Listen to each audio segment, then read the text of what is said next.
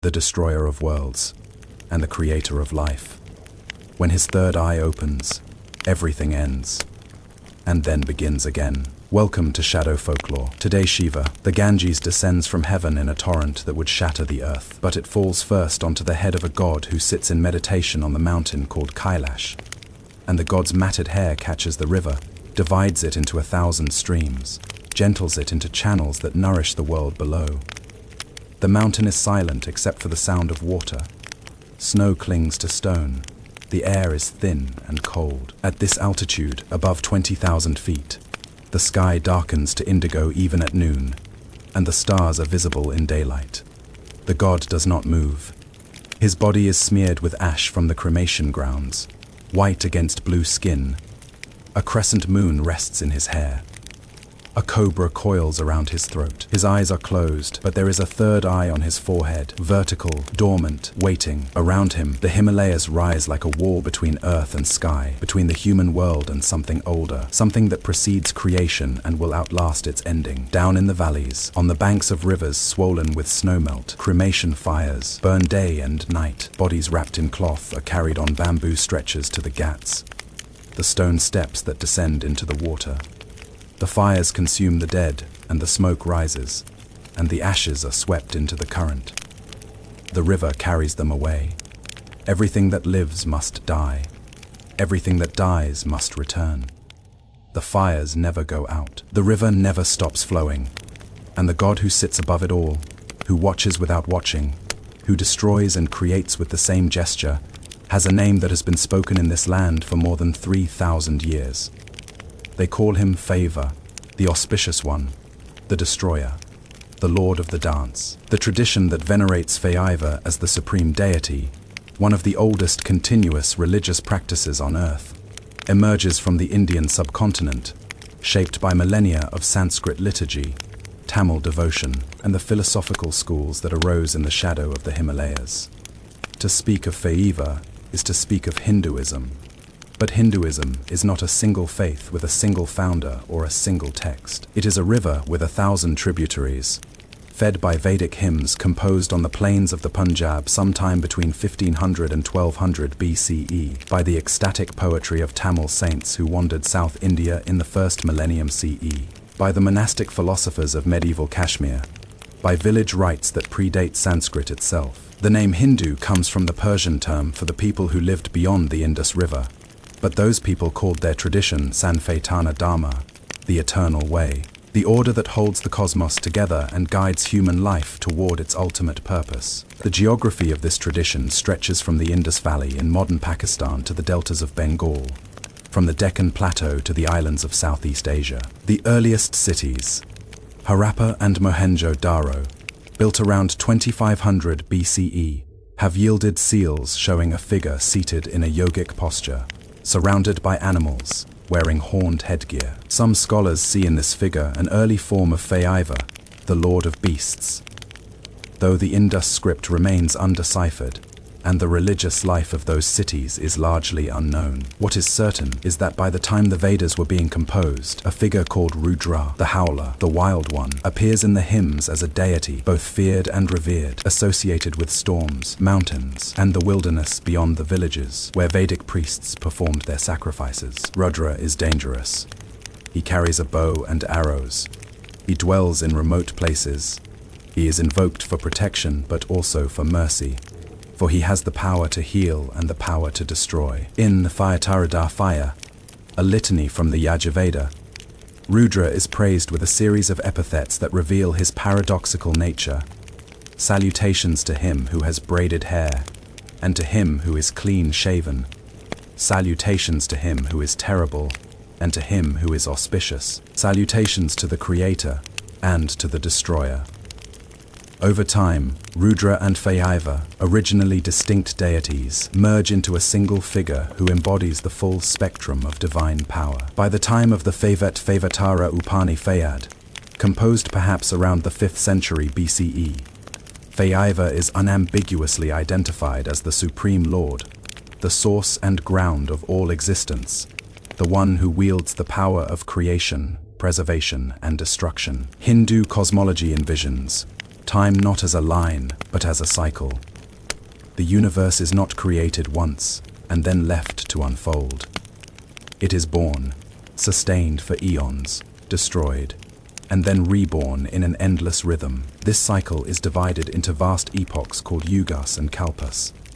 And at the end of each cycle, when stars collapse, oceans evaporate, and mountains crumble into dust, it is Shiva who performs the final dance, the Tai Fiva that reduces everything to ash. But destruction is not annihilation. It is transformation.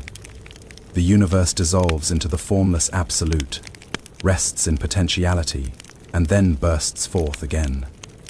Shiva's role is not to end existence, but to renew it, to clear away the accumulated karma of the previous age so that creation can begin afresh. Within the framework of the Trimurti, the threefold form of ultimate reality, Shiva is the destroyer, Brahm Fe the creator, and Vaifeyu the preserver.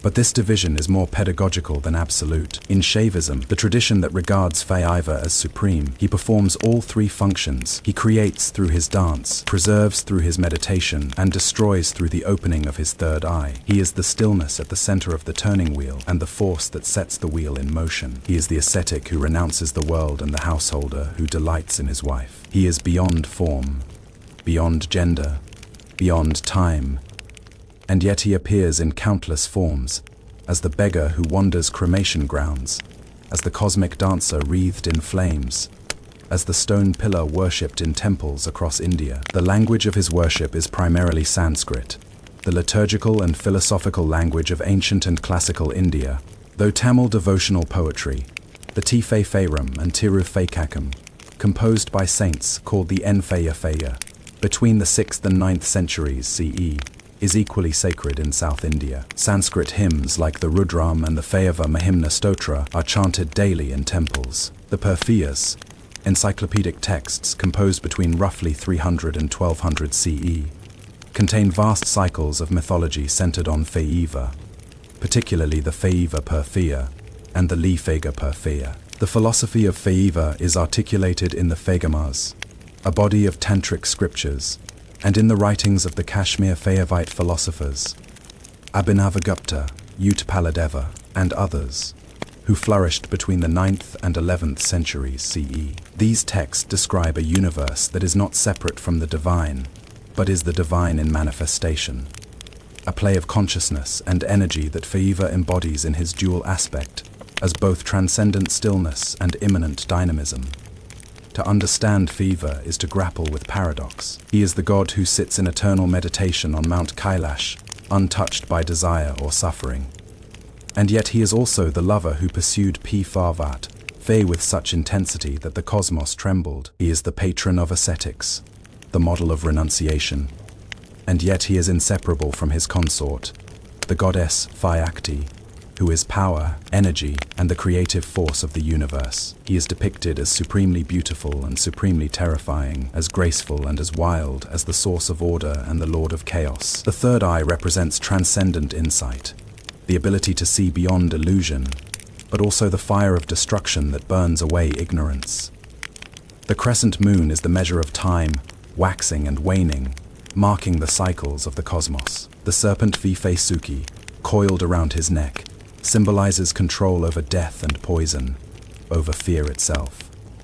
The tiger skin he wears is the skin of ego and desire, conquered and subdued. The drum, the Fayamaru, is shaped like an hourglass, and its beat is the primal sound, the rhythm that governs the pulse of the universe. Eva's mythology is not a catalogue of adventures, but a series of theological statements, each story a lens through which to perceive the nature of reality, suffering, transformation, and liberation. He is not a character in a morality tale. He is the embodiment of principles that are older than narrative, older than language, principles that Hindu philosophy has spent millennia trying to articulate, that form and formlessness are not opposites, but aspects of the same truth, that destruction and creation are two faces of a single process, that the path to liberation requires not the denial of the world, but the recognition of its deeper unity. To look upon Shiva is to look upon contradiction made sacred. He is blue-throated because he drank poison to save the world, and the poison would have destroyed him, had his consort Favat Fey not pressed her hand to his throat, trapping it there. He is called Nen Faka, the blue-throated one, and the story of how he came to bear this mark is central to his mythology. According to the Bhagavata Purvaya and other texts, the gods and demons once churned the cosmic ocean, the Kefaras Fagara, the ocean of milk, in search of Amphita, the nectar of immortality. They used Mount Mandara as a churning rod and the serpent Vifesuki as a rope, pulling back and forth for 1,000 years. The ocean gave up many treasures. The wish, fulfilling Cow K Fe Madhenu, the white elephant Air Favata, the goddess Lak Fe, and finally the physician of the gods, Danvantari, carrying a pot of Amphita. But before the nectar appeared, the ocean also produced Hal Fihala, a poison so virulent that its vapors began to burn the 3 worlds. The gods and demons panicked. There was no container strong enough to hold the poison, no being powerful enough to withstand it. They turned to Fiava and Faiva, moved by compassion for all creation, for gods and demons, and humans, and animals and plants, lifted the poison to his lips and drank it down in a single swallow. The poison should have killed him. It should have annihilated even a god. But Pifavat, seeing what her husband had done, reached out and pressed her fingers to his throat, holding the poison there, preventing it from descending into his body and spreading through the universe. The poison remained in Faiva's throat, turning it blue, and he became Enfaleka Feha, marked forever by the sacrifice he made to preserve the world. The story is a theological assertion that the divine contains and transforms what would otherwise destroy existence, that suffering and poison and death are not external to the sacred but are held within it, transmuted by love. Eva's body is a catalogue of symbols, each element the remnant or result of a myth. The Ganges flows from his hair because he agreed to break the river's fall from heaven. According to the Feya, the river Ganges once flowed only in the celestial realms, but King Bag Pharatha performed intense penance to bring the river to earth so that its waters might purify the ashes of his ancestors.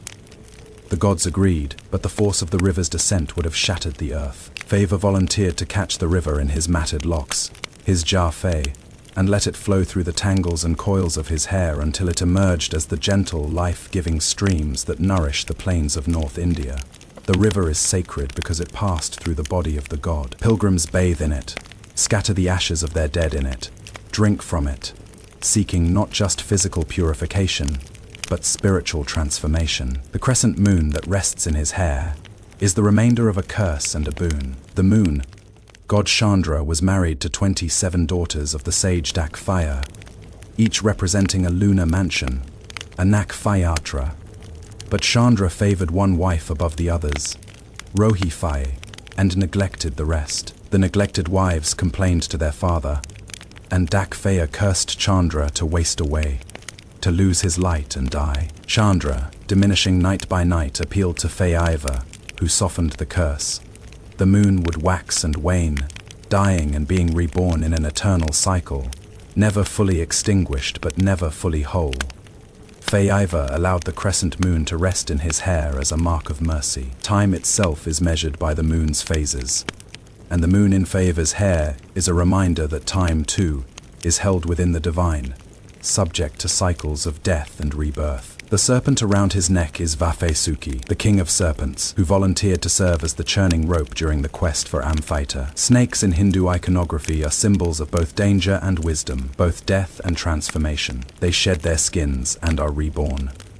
They are associated with the Ku File and Phi, the coiled energy that lies dormant at the base of the spine in yogic practice, waiting to rise and grant enlightenment. Fava's mastery over the serpent signifies his mastery over fear, over death, over the primal forces that threaten to overwhelm the soul.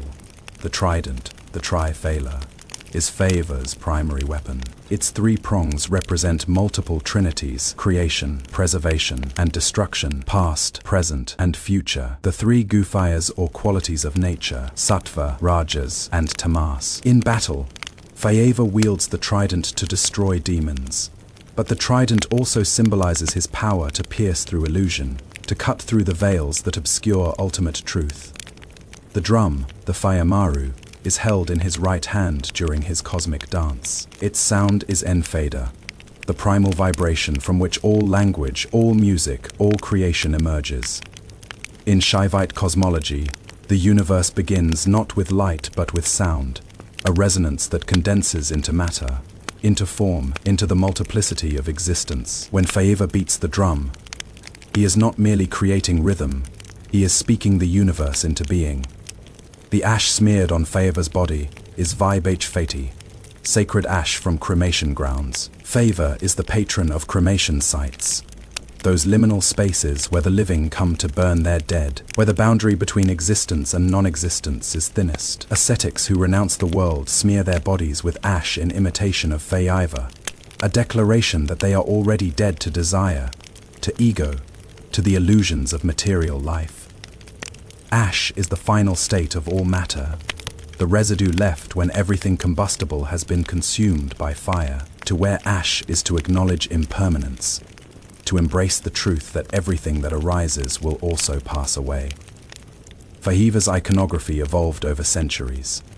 The earliest textual descriptions in the Mafai Bh Fairata and the Arfai Fire portray him as a wild mountain-dwelling ascetic. The Mafai Bh Fairata recounts that when the god of desire, Kefe Medeva, attempted to disturb Faiva's meditation by shooting him with an arrow of desire, Faiva opened his third eye and burned Kefe Medeva to ash. Later, moved by the grief of Kefe Medeva's widow, Faiva restored him to life, but the episode established Faiva as a deity who transcends desire, who cannot be manipulated or seduced, whose concentration is absolute. By the Gupta period, roughly the 4th to 6th centuries, CE sculptural depictions of Faiva became standardized. In temples across North India, he appears as a four-armed deity seated in meditation, as a standing figure holding the trident and drum, as the half-male, half-female Ardan Faivara, as the Ifega encircled by the yoni. The abstract forms that represent the union of consciousness and energy, of Faiva and Fayakti. In South India, bronze sculptures cast during the Chola dynasty. From the 9th to the 13th centuries, Seti achieved a level of artistry that has never been surpassed. The most famous of these is the image of Nafe Feja, Faiva as the lord of the dance, a form so iconic that a bronze cast of it stands in the courtyard of CERN, the European Organization for Nuclear Research. In Switzerland, a gift from the Indian government, a reminder that the metaphor of the cosmic dance resonates even in the language of modern physics. The Nafe Feja sculpture shows Faiva dancing within a ring of flames, the Prab Fe Mafeala, the halo of cosmic fire that represents the universe in flux, the endless cycle of creation and destruction. His upper right hand holds the drum, the source of creation. His upper left hand holds a flame, the fire of destruction. His lower right hand is raised in the gesture called Abhaya Mudra Fe, fear not, a promise of protection. His lower left hand points downward toward his raised left foot, indicating the path of liberation. His right foot crushes a small figure, the demon Apazam Feira, who represents ignorance, forgetfulness, the ego that binds the soul to suffering. The demon is not killed. He cannot be, for ignorance is a permanent feature of the material world.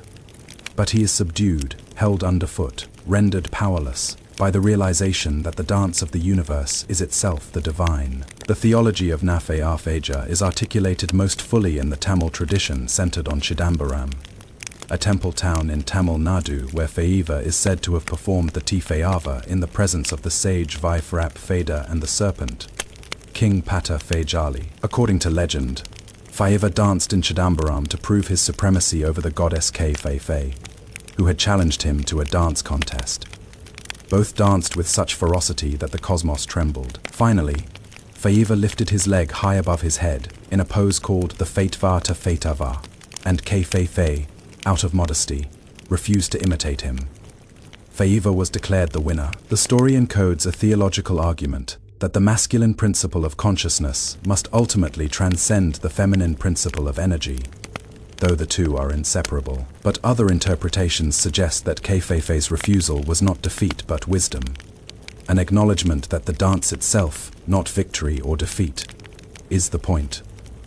Faiva's relationship with his consort is the axis around which much of his mythology turns. His first wife was Sat Fai, daughter of the Vedic patriarch Dakfaya, a Praj Fai Pati, one of the progenitors of humanity. Dakfaya was a ritualist, devoted to the old Vedic sacrifices, and he disapproved of Faiva, whom he saw as uncivilized, filthy, adorned with skulls and serpents, a menace to Vedic order. When Dakfaya organized a great sacrifice and invited all the gods except Faiva, Sat Fai, despite her father's wishes, attended the ceremony. There, she heard Dakfaya publicly insult her husband, calling him a madman, a demon, unworthy of divine status. Unable to bear the humiliation, Sat Fai invoked her inner fire and immolated herself in the sacrificial flames. When Faiva learned of Sat Fai's death, grief turned to rage. He tore out a lock of his hair and hurled it to the ground, and from it sprang Virabhadra, a fearsome warrior who stormed Dakfaya's sacrifice, with an army of Gafayas, Faiva's attendants, beings that are part human, part demon, part goblin. Virabhadra destroyed the sacrifice, scattered the gods, and beheaded Dakfaya. Faiva himself arrived, took Sat Fai's body on his shoulders, and began the Faiva, the dance of cosmic destruction. He danced across the three worlds, maddened with sorrow, and the universe began to unravel.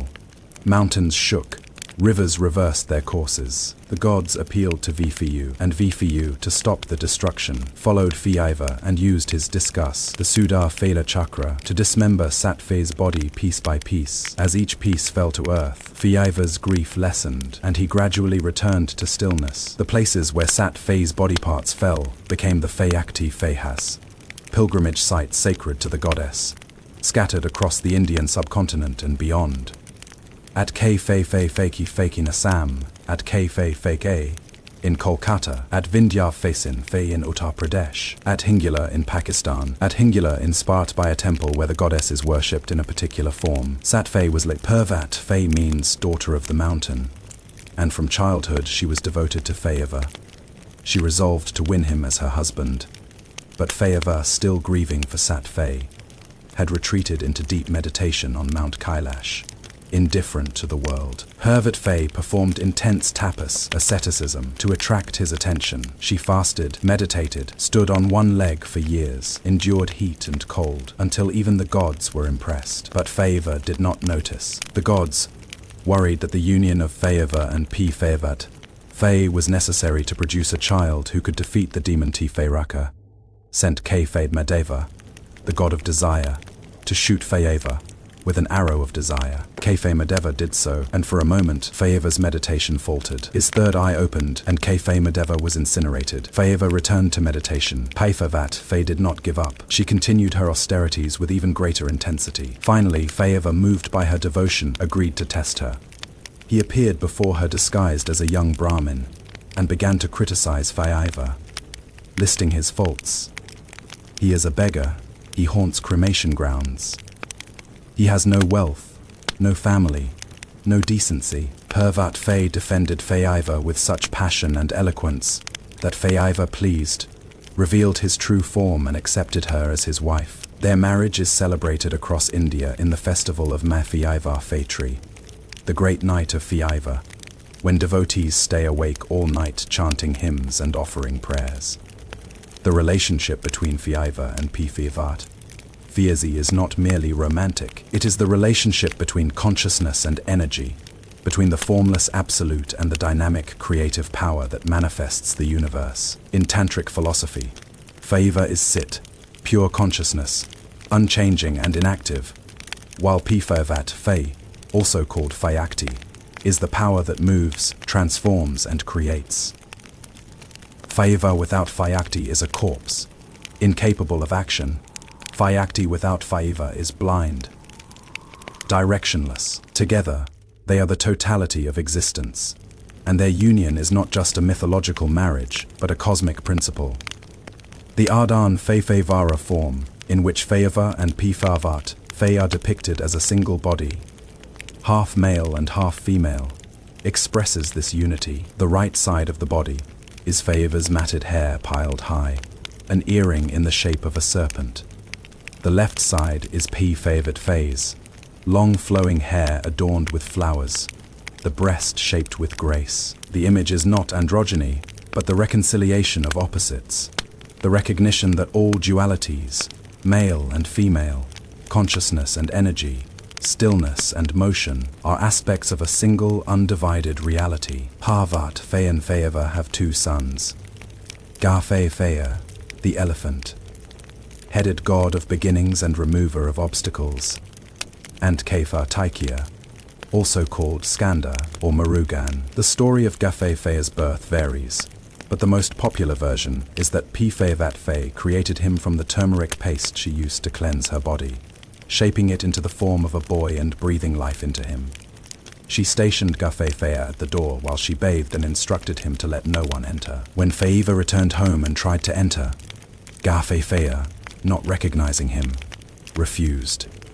Feiva, enraged, beheaded the boy. Pfevat Fe, discovering what had happened, was inconsolable. To appease her, Feiva sent his attendants to bring the head of the first creature they found sleeping with its head facing north.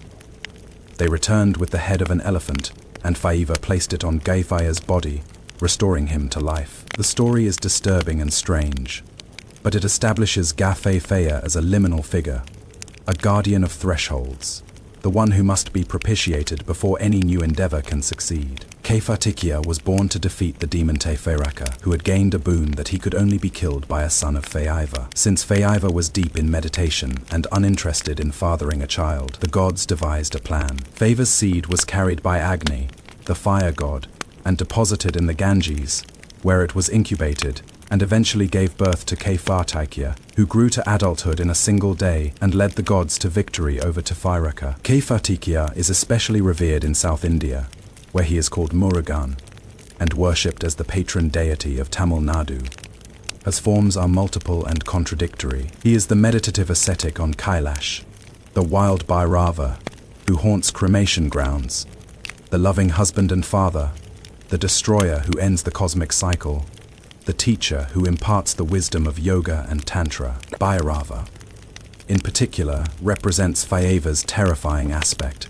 The word means frightful or terrible, and Bhairava is depicted with a garland of skulls, a severed head in his hand, a dog as his mount. He is worshipped by tantric practitioners who seek to transcend conventional morality, who recognize that the divine encompasses not just beauty and order, but also ugliness, chaos, and death. In some traditions, Bhairava is the form Feiva took after he beheaded Brahm Fe, the creator god, for the sin of arrogance. The severed head stuck to Feiva's hand as a curse, and he wandered the world as a skull, bearing mendicant Cap Phelan, until the curse was lifted at Kefe, the city of Varanasi, the holiest city in Hinduism, where Feiva is said to dwell permanently as Vai, Faven Fe, the Lord of the universe, the Lifega, the abstract, pillar-like form that represents Feiva in most temples,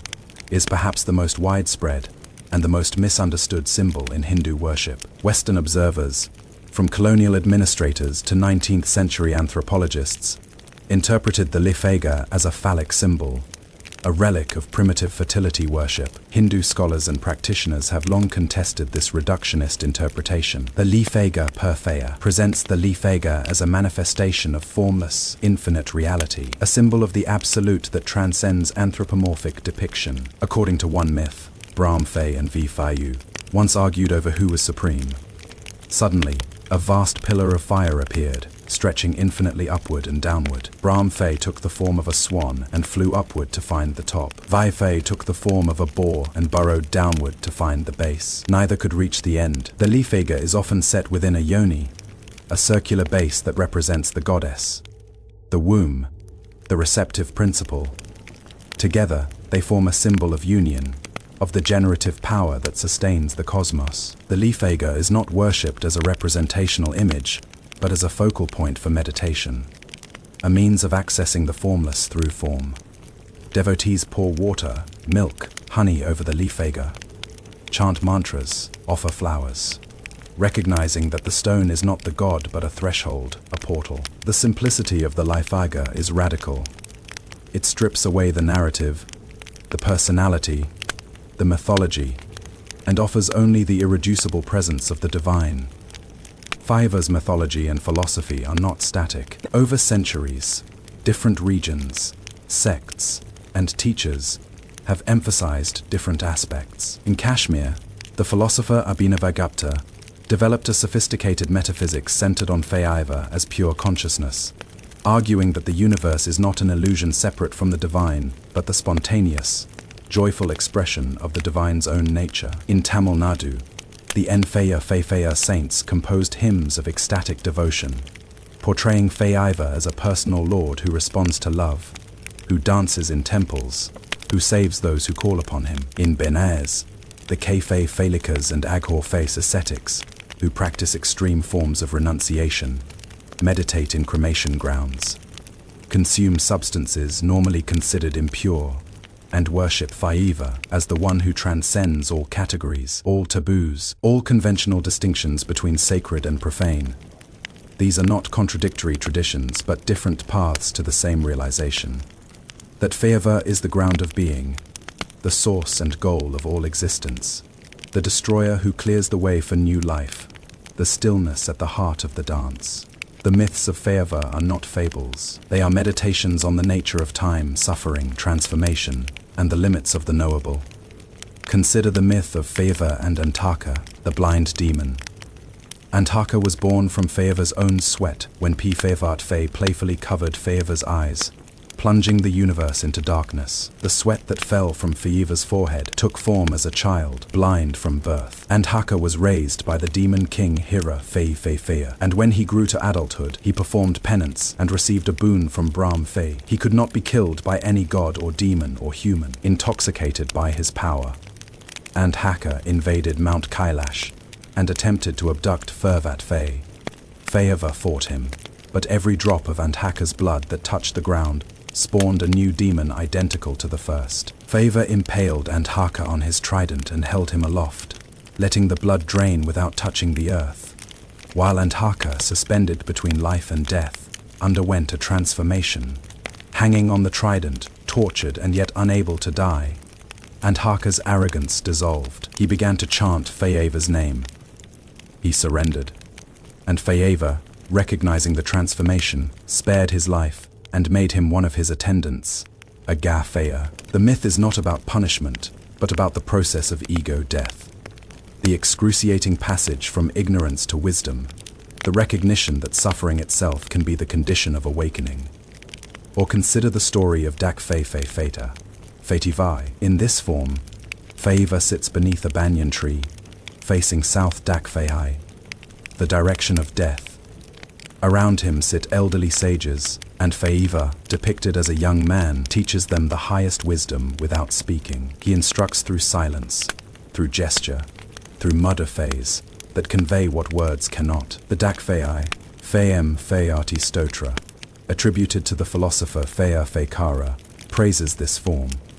To the one who teaches through silence, who is the embodiment of knowledge itself, who dispels ignorance as the sun dispels darkness, salutations. The myth encodes a pedagogical insight central to Hindu philosophy, that ultimate truth cannot be spoken, only indicated, and that the greatest teaching is not the transmission of information, but the creation of conditions in which realization can occur. The myth of Faiva and Gay Fei Fei illustrates his role as mediator between the celestial and terrestrial realms. When King Bagfeiratha performed penance to bring the Ganges to earth, the river resisted.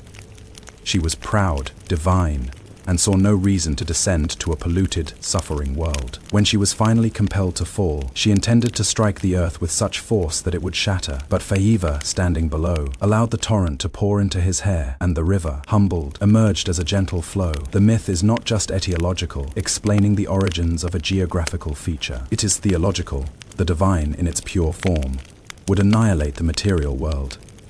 But through Faiva's mediation, through the tangled complexity of his embodiment, the divine becomes accessible, life-giving, a source of grace rather than destruction. Eva's role in the myth of Tripura, the three cities of the demons, demonstrates his function as the agent of cosmic justice. 3 demon brothers, Rak Feifeia, Kamal Feifeia, and Viyun Feifei, performed penance and received a boon from Brahm Fei. They would build 3 impregnable cities, one of gold, one of silver, one of iron floating in the sky. The cities could only be destroyed if all 3 aligned, an event that would occur once in 1,000 years, and only if a single arrow pierced all 3 simultaneously. The demons, secure in their invulnerability, terrorized the gods and conquered the heavens. The gods appealed to Feiva when the moment came, when the 3 cities aligned. Feiva drew his bow. The god Agni became the arrow. The earth itself became the chariot. The mountains became the wheels. Brahm Fei the charioteer, and Vaifai the shaft of the arrow. Feiva released the arrow, and the 3 cities were consumed in flames, reduced to ash in an instant. The myth is about the inevitability of divine order, the futility of resisting the ultimate structure of reality. The myth of Feiva's marriage to Ga Feifei. In some traditions, he has 3 wives, Pifeivat Fei, Ga Feifei, and Sarasvat Fei.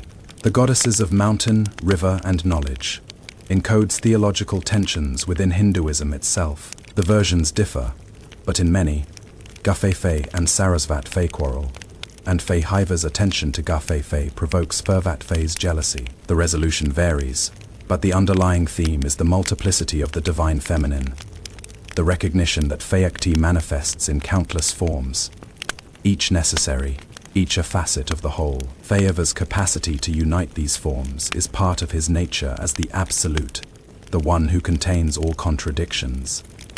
The Ma Fei Bh Feirata contains a story of Feiva's encounter with Arjuna, one of the Feiva brothers. During the Feiva's exile, Arjuna journeyed to the Himalayas to obtain divine weapons for the coming war. He performed penance to please Feiva. Feiva, testing him, appeared disguised as a hunter, and both Feiva and Arjuna shot a wild boar simultaneously. A dispute arose over who had killed it. They fought, and Arjuna, though a supreme warrior, could not prevail against the hunter. Finally, recognizing the hunter's divinity, Arjuna surrendered. Feiva, pleased, revealed himself, and granted Arjuna the Feyupat Feikstra, the weapon of Feyupati, Feiva's epithet, meaning Lord of Beasts. The weapon was so powerful that it could destroy the entire universe, and Feiva instructed Arjuna to use it only as a last resort. The myth underscores Feiva's role as the source of martial prowess and destructive power, but also his insistence on restraint, on recognizing the gravity of annihilation. The Feiva per Feia recounts the story of Feiva saving the moon from a curse. Chandra, as mentioned, neglected his 26 wives in favor of Rohi Fei. The other wives complained to their father Dak Feia, and Dak Feia cursed Chandra. "You will lose your light and fade away." Chandra began to wane, night by night, until he was nearly invisible. He appealed to Feiva, performing penance at a site that would later become Soman Faith, one of the 12 Yoteli Fegas, the most sacred Feiva temples in India. Feiva, moved by Chandra's repentance, modified the curse. Chandra would wax and wane, dying and being reborn in a cycle, but never permanently extinguished. The story establishes Feiva as a god of mercy who can soften fate, who responds to genuine devotion, and who understands that absolutes, even absolute curses, must be tempered by compassion. The cycle of Feiva's myths returns repeatedly to the theme of destruction as renewal, death as transformation. In the Feiva, the cosmic dance, Feiva does not destroy out of malice or anger, but out of necessity. The universe accumulates karma, the residue of actions and desires, and this accumulation becomes unbearable, a weight that stifles the possibility of new life. The dance clears it away. In the ashes, the seeds of the next creation lie dormant, waiting for Brahm Fei to begin again. But in Shaivite theology, Brahm Fei's creation is not independent of Feiva. It is Feiva who grants Brahm Fei the power to create, Feiva who sets the conditions, Feiva who ultimately reclaims what has been made. The Feiva is not chaos but pattern, not violence but rhythm, not the end but the prelude to a new beginning. To worship Feiva is to enter into a relationship with paradox, to to acknowledge the inseparability of creation and destruction, form and formlessness, desire and renunciation. The worship of Feiva is not monolithic. It varies by region, by sect, by caste, by the temperament of the devotee. But there are core practices that stretch back millennia and continue in the present. The most common act of worship is the Abhifayeka, the ritual bathing of the eye Faiga. Devotees pour water over the stone, or milk, or honey, or gafe, water infused with bilva leaves. The tree-lobed leaves of the bell tree, sacred to Feiva. The act is simple, repetitive, meditative. The liquid flows over the Faiga, circles the yoni base, and drains away, carrying with it the impurities of the devotee, the sins accumulated in thought and action. The Lifega is often garlanded with flowers, especially datura blossoms, which are toxic and hallucinogenic, associated with Feiva's role as the lord of intoxication, the one who consumes poisons and transforms them. Temples dedicated to Feiva are found across the Indian subcontinent and beyond.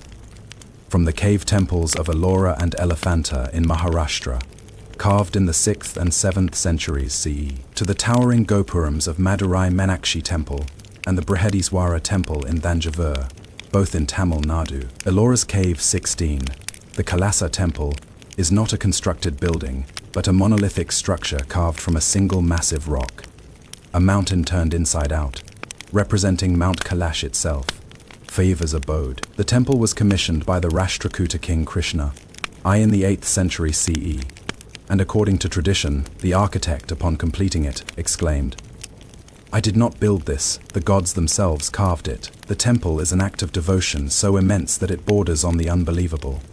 The amount of stone removed, estimated at 200,000 tons, would have taken generations using the technology of the time.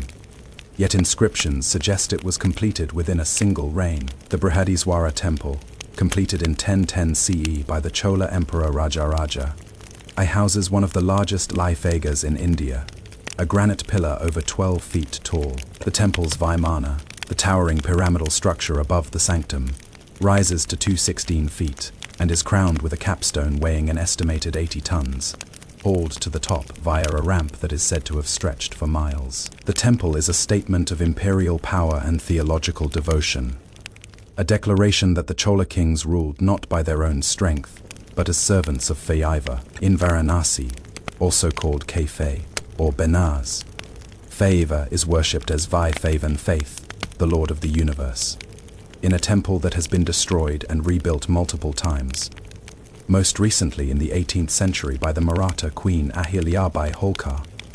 Varanasi is Feiva's city. It is said that to die in Varanasi is to be granted immediate liberation, Mokfaya, because Feiva himself whispers the Tifairaka mantra into the ear of the dying, guiding them beyond the cycle of rebirth. Pilgrims come from across India to bathe in the Ganges, to perform the last rites for their dead, to offer prayers at the innumerable shrines that line the Ghats. The city is ancient beyond record. It is one of the oldest continuously inhabited cities in the world, a palimpsest of devotion, death, and renewal. The 12 Jyotirli Feigas, literally lamps of light, temples where Feiva is said to have manifested as a column of radiance, are the most important pilgrimage sites in Shaivism. They include Kedarnath in the Himalayas, accessible only during the summer months, buried in snow for half the year; Rameswaram in Tamil Nadu, at the southern tip of India, where Arfema is said to have worshipped Feiva before crossing to Lanka; and Soman Faith in Gujarat, which has been destroyed and rebuilt multiple times, most recently after being razed by Mahmud of Ghazni in 1026 CE and again during Mughal rule, and reconstructed in its current form. Each Jyotirli Feiga has its own mythology,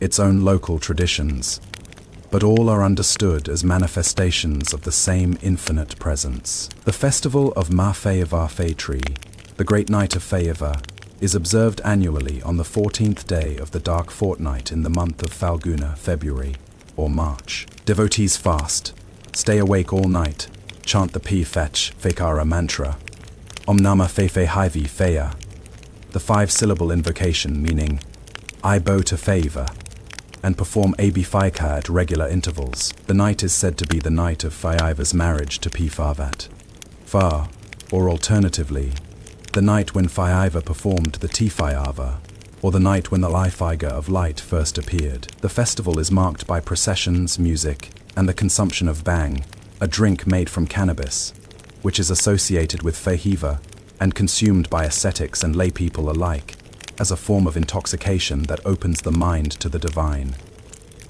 Faiva is the patron of yogis and ascetics. The practices of Hatha Yoga, the physical and breathing exercises designed to prepare the body and mind for meditation, are attributed to Faiva as Fadanath, the first guru. The Yogasvatras of Patafajali, though not explicitly Fayavite, are interpreted within the Fayavite tradition as a path toward the realization of Fayava, understood not as a personal deity, but as the ground of consciousness itself. Ascetics who renounce the world, who smear their bodies with ash and wander from place to place, are called Svedhas, and many identify themselves as Fayava, Svedhas, devotees of Fayava. The most extreme among them are the Aghor Fays, who live in cremation grounds, meditate on corpses and consume substances, including human flesh from corpses, that are considered ritually impure, enacting a radical non-dualism that refuses to distinguish between the sacred and the profane,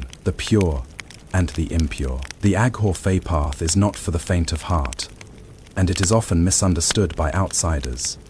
But it is grounded in a coherent philosophical position that Faiva is present in all things, that nothing is outside the divine, and that the path to liberation requires the dissolution of all aversions, all attachments, all dualistic thinking.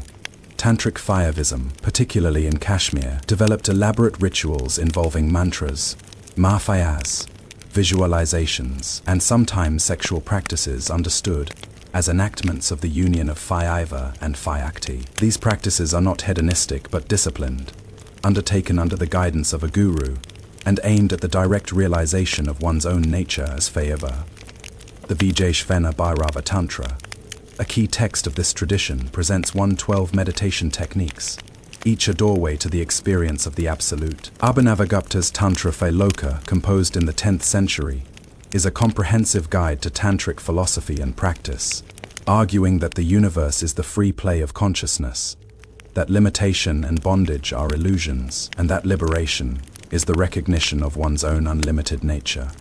Not all worship of Faiva is esoteric or ascetic. For millions of Hindus, Faiva is a family deity, worshipped alongside Paith. Household shrines include small Eliphagas, images of Nafefaja, or framed prints of Faiva and his family seated on Mount Kailash. Devotional songs, bhajans, are sung in homes and temples, recounting Faiva's myths, praising his attributes, asking for his blessings. The tone is intimate, affectionate, even playful. Faiva is called Balan, faith, the innocent Lord, because he is easily pleased, granting boons to anyone who worships him sincerely, even demons. He is called Fayuto Fay, the one who is quickly satisfied. Unlike Vithiyu, who is associated with order, kingship, and dharma, Faiva is accessible to all, regardless of caste, status, or moral purity. He is the god of outsiders, of those who do not fit, of those who have been cast out or who have chosen to step beyond the boundaries of conventional society. The relationship between Faiva and his devotees is intensely personal in the Bhakti tradition, the devotional movement that swept through South India between the 6th and 9th centuries, and later spread throughout the subcontinent. The Enfaya Faya, 63 Tamil saints, composed hymns in which Faiva is addressed with longing, love, anger, desperation, and joy apart. One of the most famous writes, "I have no mother, no father, no kin, no friend, no guru. You are my all, O Lord with the matted hair." Manikavakaka, author of the Tiruvekakam, describes Faiva as a thief who stole his heart, a master who enslaved him, a beloved who will never let him go. The language is erotic, ecstatic, transgressive, collapsing the distance between human and divine, insisting that the relationship with Faiva is not mediated by ritual or scripture, but is immediate, visceral, undeniable. The power of Faiva worship lies in its refusal of easy answers. its embrace of contradiction. He is the god who destroys the ego and the god who grants worldly boons.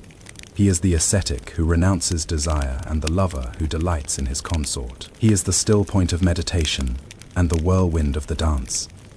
He cannot be reduced to a single meaning, a single function, a single image. To worship Shiva is to accept that the divine is not a solution to the problem of existence, but the ground of the problem itself, the mystery that cannot be solved but only entered into, lived with, danced with, until the self dissolves and what remains is only the dance. When the British East India Company expanded its control over India in the 18th and 19th centuries, company officials and Christian missionaries encountered Shiva and recoiled. The Shiva was immediately identified as a phallus, the symbol of a degenerate fertility cult. Shiva, with his ash-smeared body, his association with death and cremation, his wild appearance, was cast as a demon, or at best, a primitive deity, unworthy of philosophical consideration. The Reverend William Ward, a Baptist missionary stationed in Serampore in the early 19th century, wrote in his account of the writings, religion, and manners of the Hindus 1811 that Shiva worship was obscene and disgusting, evidence of the moral degradation of Hindu society. Such views were not confined to missionaries. British administrators, influenced by Enlightenment rationalism and Protestant Christianity, dismissed Hindu theology as superstition, a chaotic accumulation of myths with no coherent doctrine. But not all Western observers were dismissive. Sir William Jones, a linguist and jurist who served in Calcutta in the late 18th century and founded the Asiatic Society of Bengal in 1784, recognized the sophistication of Sanskrit literature and Hindu philosophy. He translated the Manavsvati and portions of the Fayakuntal Fay of Kephalid Fasa, and he argued that Hindu texts deserved serious scholarly attention. Jones did not convert, but he wrote with respect, acknowledging that Hindu cosmology contained insights that rivaled Greek and Roman thought. His work laid the foundation for the academic study of Hinduism in the West, though it also contributed to the romanticization of India as a land of timeless mystical wisdom, a stereotype that would persist for centuries. German Romantic philosophers, particularly Friedrich Schlegel and Arthur Schopenhauer, turned to Hindu texts in search of alternatives to Christian metaphysics. Schopenhauer read translations of the Upanishads and declared that they contained the deepest truths available to humanity. He was particularly drawn to the concept of empathy, the illusion of the material world, and to the idea that the ultimate reality is beyond individuation, beyond the ego. Schopenhauer's pessimism, his belief that life is suffering, and that salvation lies in the denial of the will, was influenced by his reading of Hindu and Buddhist texts, though scholars have debated the extent to which he accurately understood those traditions. Schopenhauer wrote that reading the Upanishads was the consolation of my life and will be of my death, a statement that captures both his genuine admiration and his appropriation of Hindu ideas for his own philosophical ends. By the late 19th century, the Theosophical Society, founded by Helena Blavatsky and Henry Steele Olcott in 1875, embraced Hindu and Buddhist concepts as part of a syncretic spiritual system.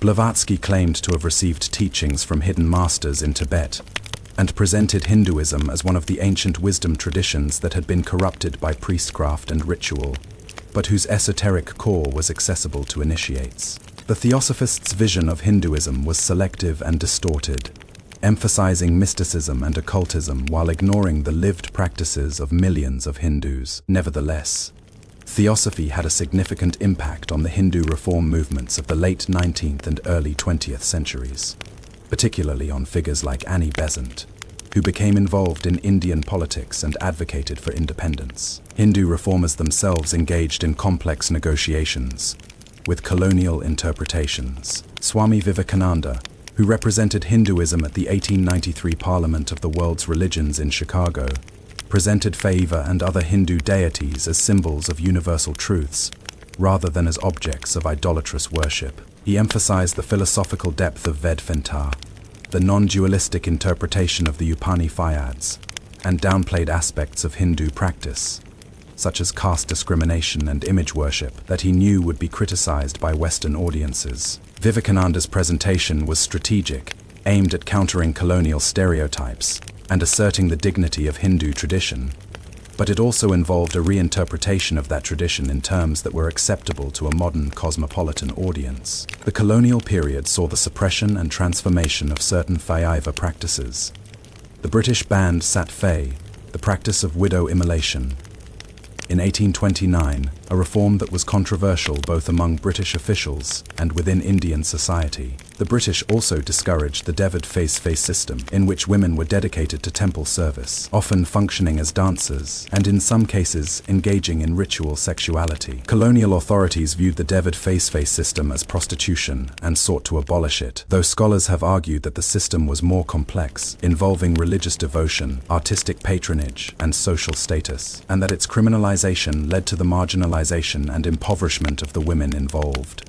Christian missionaries focused much of their attention on converting lower caste Hindus and tribal communities, groups that were often excluded from or marginalized within Orthodox Hindu. The missionaries presented Christianity as a religion of equality and compassion, in contrast to the caste hierarchy and ritualism of Hinduism. Some conversions were genuine, motivated by theological conviction or by the appeal of Christian egalitarianism. Others were driven by material incentives, access to education, healthcare, and social services provided by mission organizations. The missionary critique of Hinduism was not without effect. It prompted Hindu reformers like Raja Ram Mohan Roy, founder of the Brahmo Samaje, and Dayananda Saraswati, founder of the Arya Samaje, to advocate for the reform of Hindu practice, the abolition of caste discrimination, and a return to what they saw as the pure, rational monotheism of the Vedas.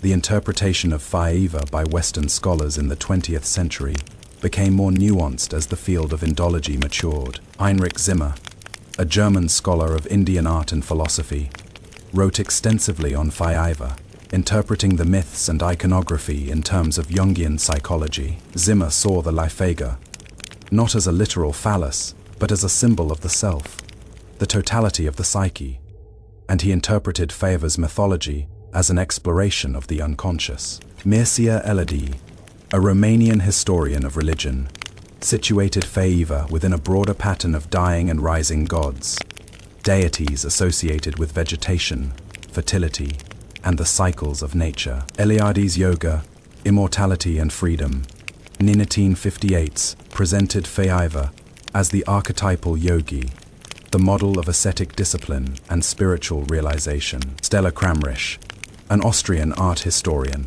who spent much of her career in India and the United States, published The Presence of Shaiva in 1981, a monumental study that combined iconographic analysis, textual scholarship, and fieldwork. Kramrisch approached Shaiva not as an abstract concept but as a living presence worshipped by millions, and she took seriously the claims of devotees that Shaiva is real, accessible, and responsive. Her work marked a shift in the study of Hinduism, away from the detached comparativist approach of earlier scholars and toward a more empathetic, participatory mode of inquiry. Wendy Doniger, an American scholar of Sanskrit and Hindu mythology, has written extensively on Shaiva, emphasizing the erotic and transgressive dimensions of his mythology. Her book Shaiva, The Erotic Ascetic, 1973, explored the tension between Shaiva's role as a renunciant and his role as a lover, arguing that this tension is not a contradiction but a productive paradox that generates much of Shaiva's mythological richness. Doniger's work has been controversial, particularly in India, where some Hindu groups have accused her of misrepresenting and insulting the tradition. In 2014, Penguin India agreed to withdraw Doniger's book The Hindus, an alternative history, after a lawsuit alleging that the book hurt Hindu sentiments, a decision that sparked debates about censorship, academic freedom, and the politics of interpretation. The colonial and post-colonial interpretation of Shaiva reflects broader tensions in the relationship between Western scholarship and Hindu practice. Western scholars have often approached Hinduism with genuine intellectual curiosity and respect, but they have also brought their own assumptions, categories, and agendas. The idea that Hinduism is polytheistic, for example, is a Western imposition. Hindus themselves do not typically think in terms of many gods versus one god. They speak of Brahman, the ultimate reality, which manifests in countless forms to call Shiva God, is already to translate him into a conceptual framework, that of Abrahamic monotheism that does not quite fit. The challenge for scholars is to develop a vocabulary and a methodology that can do justice to Hindu thought on its own terms, without either reducing it to familiar categories or exoticizing it as irreducibly foreign. The modern rediscovery of Shiva, or rather, the continued vitality of Shiva worship in the face of colonialism, modernization, and globalization, is a testament to the resilience of Hindu tradition. In the 19th century, as British rule consolidated and Christian missionaries intensified their efforts, Hindu intellectuals and religious leaders began to articulate a reformed, modernized Hinduism that could withstand both colonial critique and internal critique. The Brahmo Samaj, founded by Raja Ram Mohan Roy in 1828,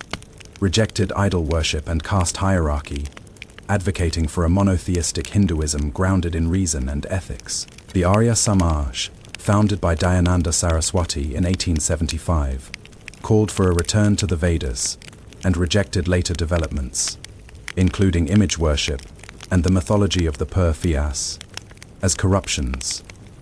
Both movements were critical of popular Shiva worship, seeing it as superstitious and idolatrous. But the majority of Hindus did not abandon Shiva.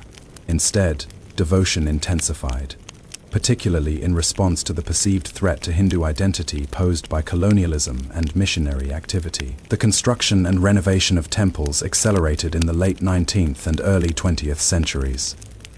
Pilgrimage networks expanded.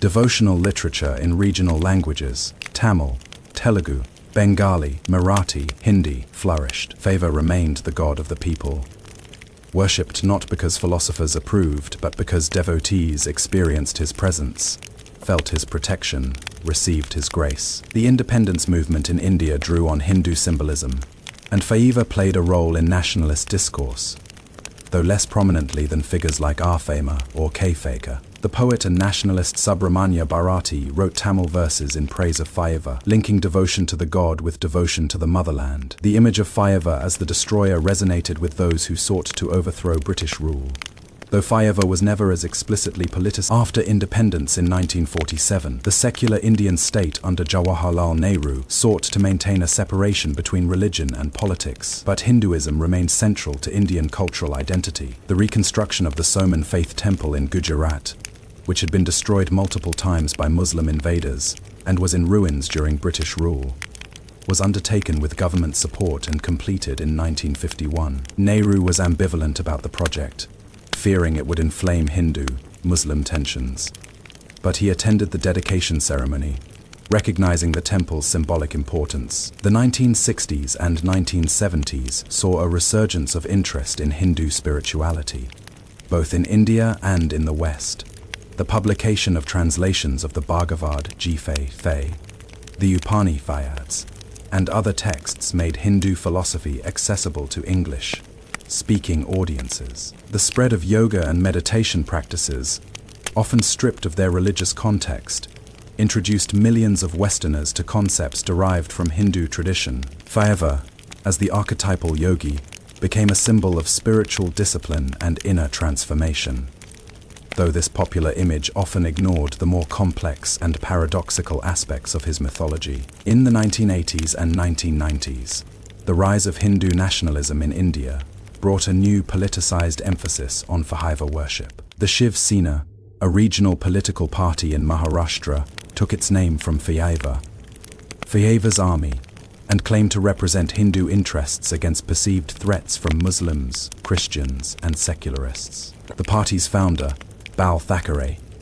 invoked Shiva as a warrior deity, a protector of the Hindu nation, though this interpretation diverged sharply from the traditional image of Shiva as an ascetic renunciant. The Shiv Sena's politics were characterized by Hindu chauvinism, anti-Muslim rhetoric, and a cult of personality around Thackeray, who was often depicted with imagery associated with Shiva. The Bharatiya Janata Party, BJP, which rose to national prominence in the 1990s, and has governed India for much of the 21st century, has also drawn on Hindu symbolism, including images of Shiva, to mobilize support. The BJP's ideology of Hindutva, Hinduness, frames India as fundamentally a Hindu nation, and it has sought to promote Hindu culture, build and renovate temples, and assert Hindu claims to disputed religious sites. The most controversial of these disputes involves the Babri Masjid in Ayodhya, a mosque built in the 16th century on a site that Hindu activists claim was the birthplace of our Fema. In 1992, a mob of Hindu nationalists demolished the mosque, sparking riots that killed thousands. Has since been awarded to Hindu groups by the Indian Supreme Court, and construction of a our Fema temple is underway. While Shaiva is not directly involved in the Ayodhya dispute,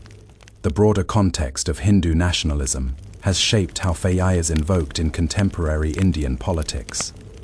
The use of Shaiva as a political symbol is contentious. Many Hindus, including scholars, activists, and religious leaders, have criticized Hindu nationalist movements for distorting Hinduism, reducing a complex, pluralistic tradition to a narrow, exclusionary ideology. They point out that Shaiva's mythology emphasizes renunciation, compassion, and the transcendence of ego, values that are incompatible with the violence and chauvinism of Hindu nationalism. Others argue that the politicization of Shaiva is inevitable in a society where religion and politics are deeply intertwined, and that it reflects a genuine desire among Hindus to assert their identity in the face of historical and contemporary challenges. The archaeology and art history of Shaiva worship have advanced significantly in the 20th and 21st centuries. Excavations at sites like Elephanta, Ellora, and the Kailasa temple have provided insights into the development of Shaiva iconography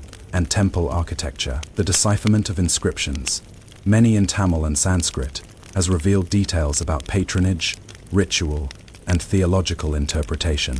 The study of Chola bronzes, the portable sculptures of Nafe Feja, and other forms of Shaiva cast during the Chola dynasty has illuminated the relationship between art, devotion, and political power. In 1964, a bronze Nafe Feja sculpture, cast in the 11th century, was acquired by the Los Angeles County Museum of Art, marking one of the first major acquisitions of a South Indian bronze by a Western museum. The sculpture became an icon of Indian art and a symbol of the global diaspora. Other Nafe Feja bronzes have been exhibited in museums around the world, and the image has become one of the most recognizable symbols of Hinduism, rivaled perhaps only by the image of the Ofe symbol or the figure of Garfeya. Hindu communities in the diaspora in the United States, Canada, the United Kingdom, Southeast Asia, and the Caribbean have built temples dedicated to Shaiva, adapting traditional practices to new contexts. The Sri Venkateswara Temple in Pittsburgh, completed in 1976,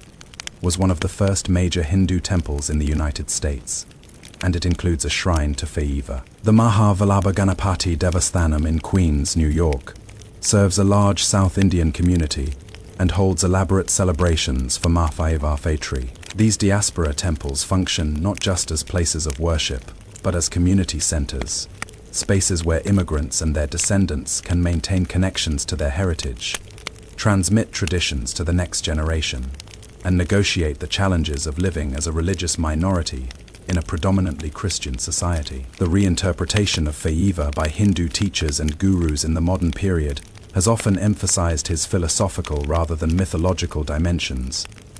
Swami Vivekananda, as mentioned, presented Shaiva as a symbol of the fate man, the true self that is identical with Brahman. Ramana Maharshi, a 20th century sage who lived at the foot of Arunachala, a mountain in Tamil Nadu sacred to Shaiva, taught a path of self-inquiry that did not require ritual or mythology, but focused on the direct question, who am I? Maharshi regarded Arunachala as a physical manifestation of Shaiva, and spent his life in meditation near the mountain, attracting students from around the world. His teachings, recorded in talks with Ramana Maharshi and other texts, emphasize stillness, silence, and the dissolution of the ego, qualities associated with Shaiva's meditative aspect. Contemporary Hindu movements have also drawn on Shaiva. The Isha Foundation, led by Sadhguru Jaggi Vasudev, has built a large statue of Shaiva, the Adiyogi statue, standing 112 feet tall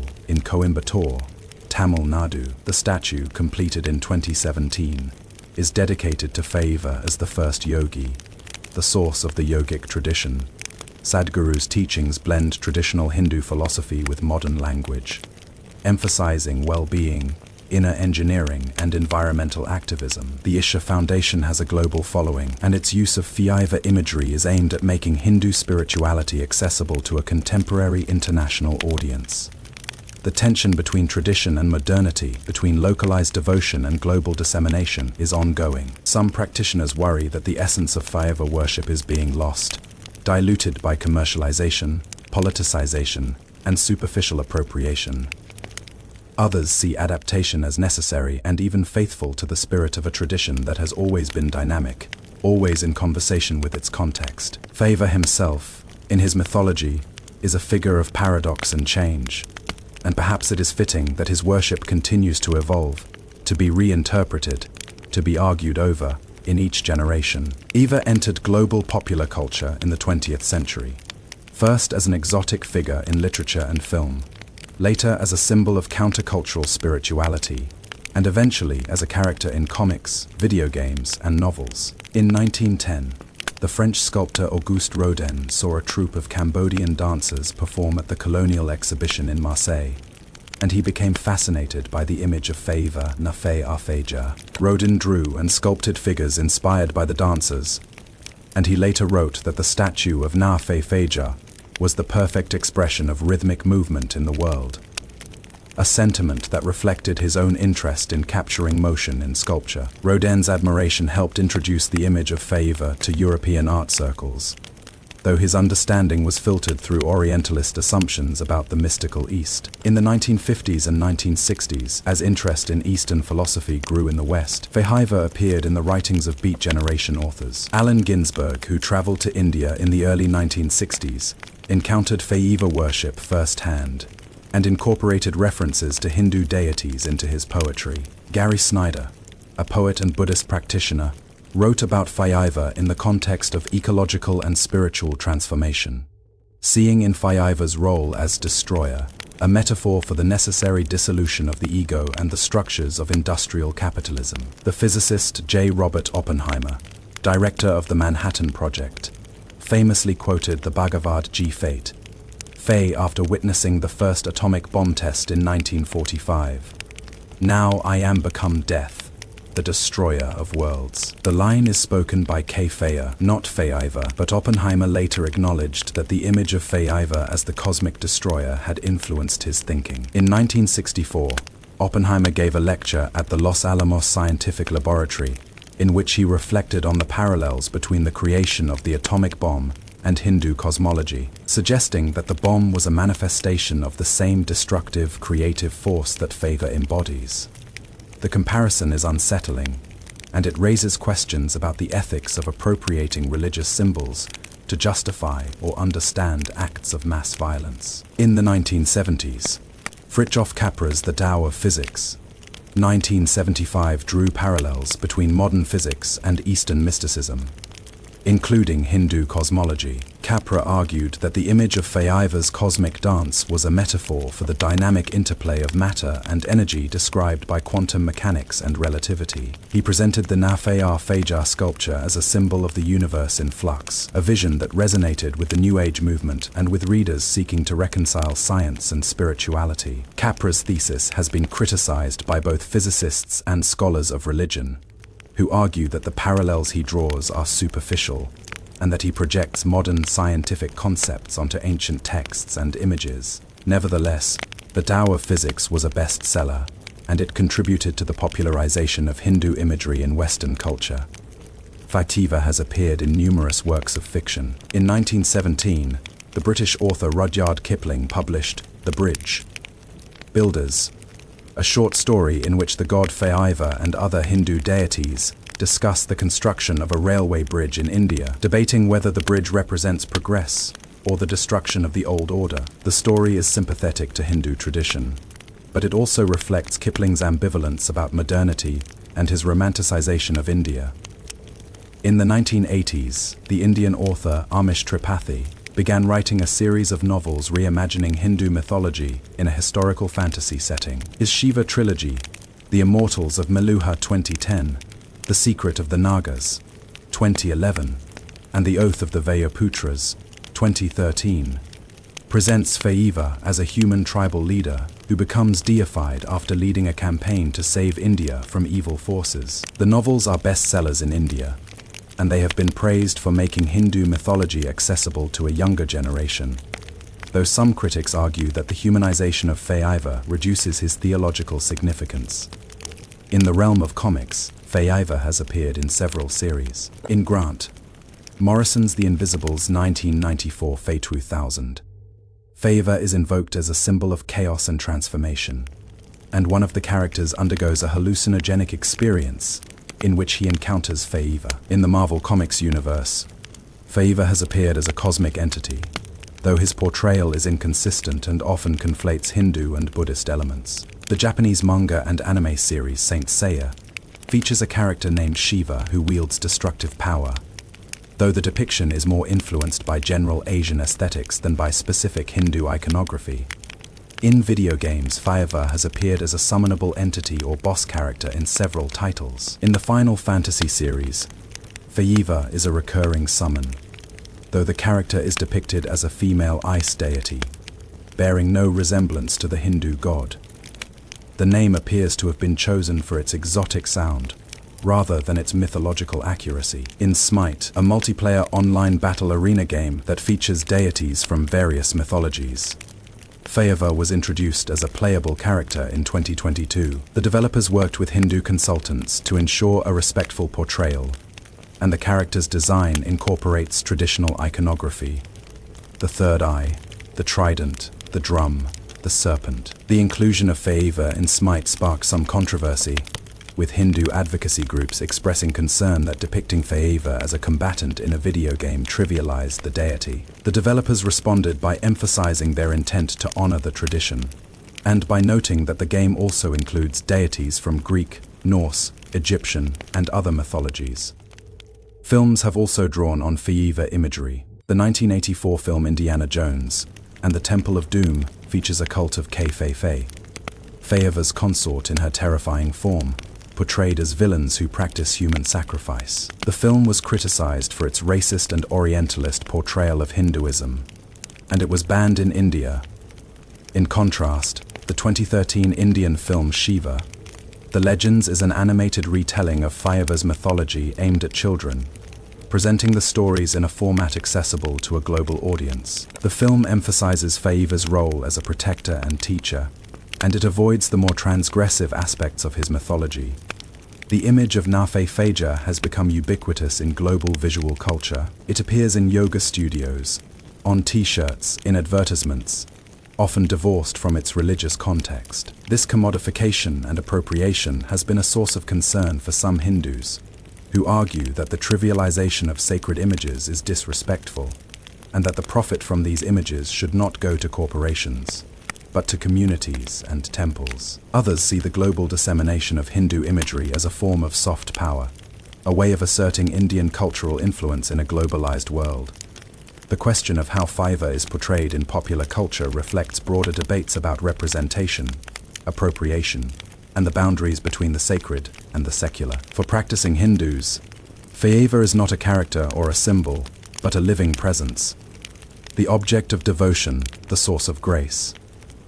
When Shiva appears in a comic book or a video game, something is inevitably lost, a flattening of depth, a reduction of the infinite to the finite. But it is also true that stories, images, and symbols have always traveled, always been reinterpreted, always been adapted to new contexts. The challenge is to navigate this process with respect, to honor the sources even as they are transformed, to recognize that not everything is available for consumption, that some meanings are sacred and should remain so. Shiva, the destroyer of worlds and the creator of life, is not a relic of the past, but a presence in the present, a force that continues to shape how millions of people understand existence, suffering, and the possibility of liberation. In an age of ecological collapse, Shiva's role as the destroyer takes on new resonance. The planet is warming. Glaciers are melting, including those in the Himalayas. The mountains where Shiva sits in meditation, the source of the rivers that sustain South Asia. Species are vanishing at rates not seen since the last mass extinction. Forests are burning. Oceans are acidifying. The systems that support life are unraveling, And the question arises, is this the end, or is it a clearing away, the prelude to a new beginning? Eva's mythology offers no easy answers, no promise that the world will be saved, no assurance that destruction will be followed by a better creation.